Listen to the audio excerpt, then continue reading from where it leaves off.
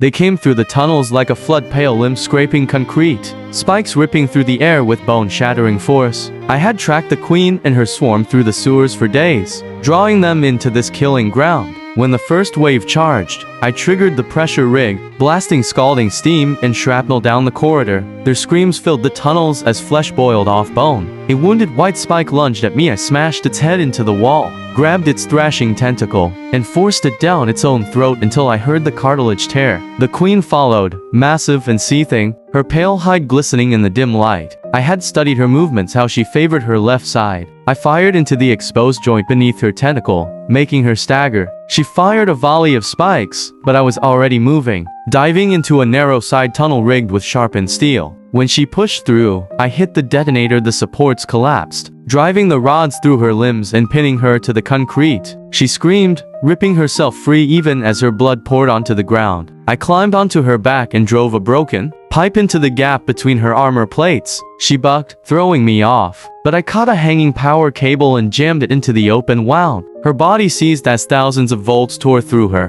When she collapsed, twitching and broken, I climbed onto her chest and drove a severed spike into her skull until it cracked through bone and brain. The surviving white spike scattered into the dark, leaderless and broken. The hive was dead. I had won.